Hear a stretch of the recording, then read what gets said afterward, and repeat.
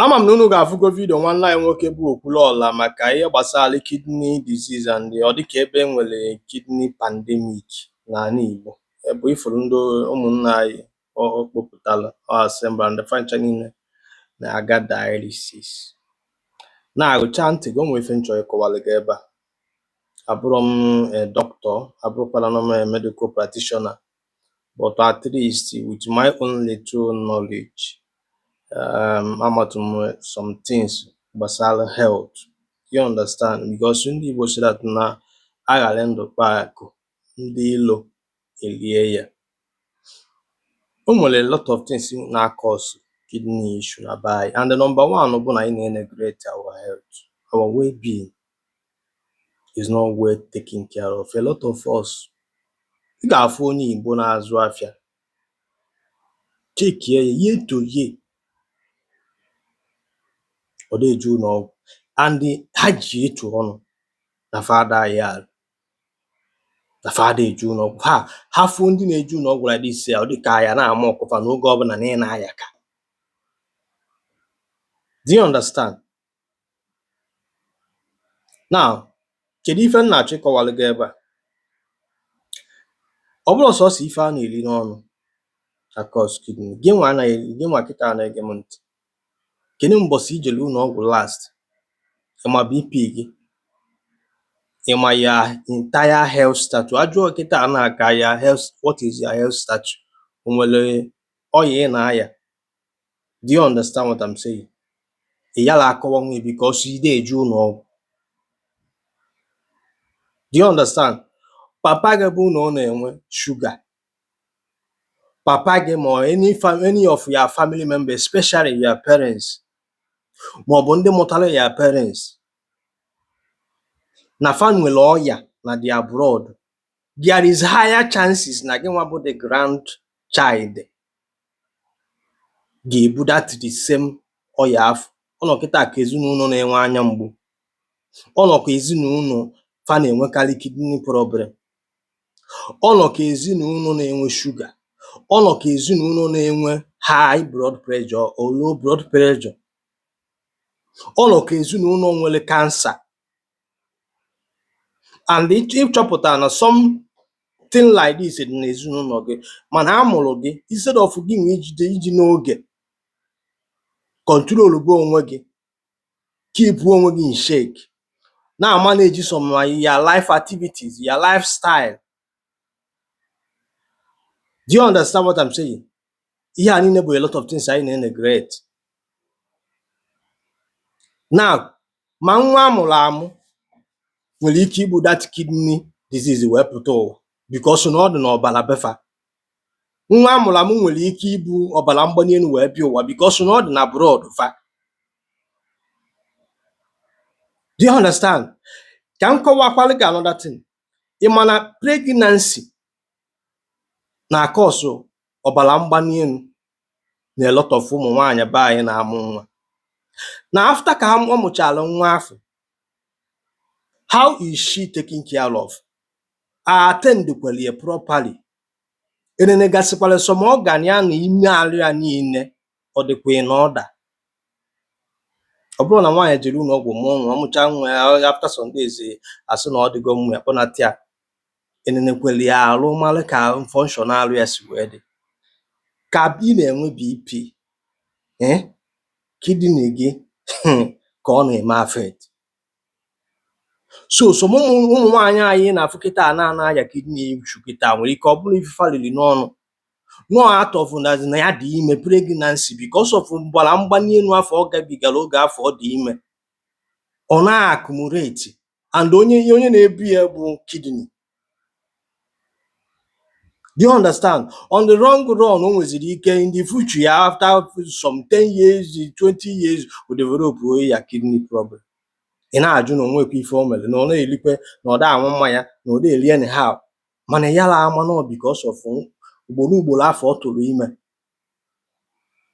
Today, gị nwa na-ege m ntị, ji nwaanyị, nwunye gị igotere ya machine eji ene n'ọbara mgbali elu, that's the machine a na-eke n'aka. Do you understand what I'm saying? Gị nwa nọ n'ime afọ Igbo, ka ị na-ene ya BP, kedu level of your sugar? ugboro ole ka ije ngwuru ụlọ ọgwụ run proper check-up maka kidney gị ya liver. Do you understand what I'm saying? Ị ga-afụ nwoke be anyị ọ na-azụ afịa, isi na-enwu gị ọkụ,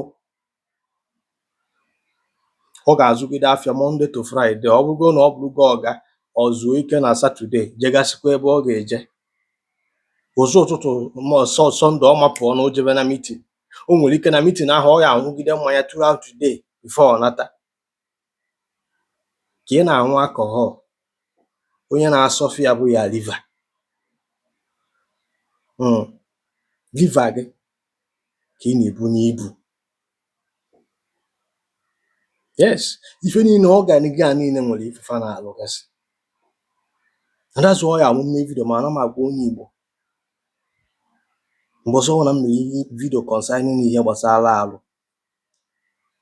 Keep taking care of your health. Onwere onye ga-abata gị n'alụ today ga-etipịa gị. Achọrọ m iji myself wee mara gị example. Ebe 5 years ago, even self o nwere ike ọ bụrụ na baya ka na o nwere ike baya na akara m enwego ma ọ bụ nwere ike akara m ịya kidney issue mfuo. Do you understand what I'm saying? I think 5 years ago or thereabout, ka anọkọtara one certain time bido every mgbede like this, ọ na-adị m ka oyi na-atụ m, ana m efiricha comfortable, ọ na-adị nke ahụ a na-achọ ya m. Ife a na-eme m emisiena m jee na m chemist pharmacy ebe a jee ya n'ogbe nkata ofu ụbọchị n'obi si ka nju n'ọgwụ because hospital, especially private hospital n'obodo a, very very expensive. Unless ị ga-eje government hospital mana ị ga na-eche turn because government hospital dị cheap here. That's why ọ ya wee ebe ahụ ndị mmadụ eju because ọgwụ ị ga-enweta cheap, doctor ya attend gị dịkwa cheap. Do you understand? So lose m one private hospital because of language issue. Fe nenecha m alụ na-achọ ka fa kọwara m ifefe afọ on the process a ghọtachara m ifefe a na-akụfa akpụgbazie m kidney no good, kidney no good. Si ọgịnị na-eme gịnịkwa bụ kidney no good na this age. Na-aghọtacha m ihe a na-akụ ebe ahụ. So o nwere some ọgwụ ha nye m nnata mana I'm not at rest ruo because that day ife a na-eme Sunday Monday ruo Saturday ruo Monday ma jebe another bigger private hospital and inyere sọsọ ịrun test sọsọ godu kidney na obodo ike edebegoro nothing less than $100. Ịrun my creatinine go ma ọ bụrụ nke a yasị gị jee nyụta mamịrị for 24 hours buchighata ya the following day. Ịrun every down thing ma ya blood ma everything. Do you understand what I'm saying? So after said and done, they now told me then na m nwere kidney stone. Negament ya na-agwa gị ya about 5 years ago, which na ọ bụ na ama ejere ụlọ ọgwụ afọ that kidney stone ahụ ife m ga-ala asịpụbụ ihe dịka the next 10 years ye nwere kidney issue. As I'm talking to you now, enwere millions of ndị Igbo nwere kidney stone mana ka m jere ụlọ ọgwụ ha gwa m na m nwere kidney stone. Kedu ife fa mere?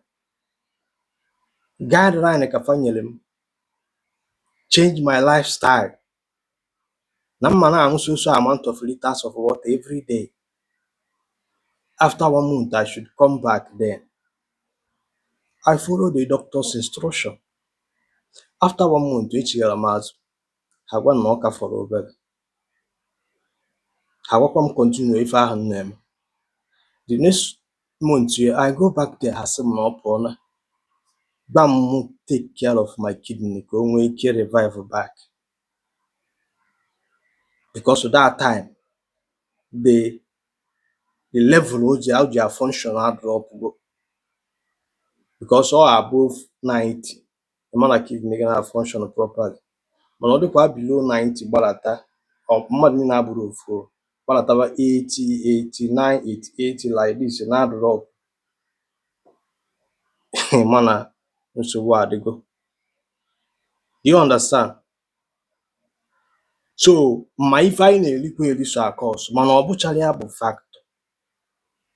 The factor ebe a ma mmiri anyị na-aṅụ, how regular ka ị na-aṅụ mmiri, because kidney gị, liver gị, organ gị niile niile water, brain gị a niile mmiri. How many liters of water ka ị na-consume daily? Kedu time iji eri nri, kedu ụdị nri ị na-eri, ka ị na-agbagote na age, o nwere some certain things ị suppose ozi ị na-eri. Ọ bụrụ ka isi eri na 20 gị ị ga-esi na-eri na 30 gị, ka ị hapụkwa 30 bata 40. Ọ bụ o nwere some certain things ị man suppose ị na-eri. And another thing ị niile ịma bụ mara amara na ị niile ask your parents ma ọ gị na fa n'obodo ịma ụdị ọya fa na aya. Ọ bụkwa na family gị na-enwe high BP, nwanne ị niile iche kidney gị ka ebe nnụnụ na-eche akwụ ya, maka o nwere ife gburu kidney ka high blood pressure and diabetes. High BP bụ silent killer. That is, ọ na-akụrụ mmadụ gbim like this ọtọpụ gị. Na be anyị there is no ambulance. Do you understand? Ya bụ ụdị ife a mee gị ka azụta nwuo gị. Do you understand? That's why ya bụ if na be anyị na-anụ na mmadụ lahụrụ ụra o tetelo, ma ọ na mmadụ jechara ebeli ya bata dinala na obi nutelo, ọ na-afịa na enyere ya poison. O nwere poison enyere ya, ọ ife ọ gbagharịrị ebe a stress, ọ nata ka o zuo ike, ọ na BP ya dị high, ọ kụrụ ya debe. A lot of ọnwụ ifuru anyị na-anwụ na be anyị na-anwụ ya out of ignorance. Ana m agwụ na ife a steady. There is nobody anywhere nwere any spiritual power to kpai anybody. O nwere onye ọbụla dara n'ụwa enwelo ihe bụ the cause of ọnwụ ya.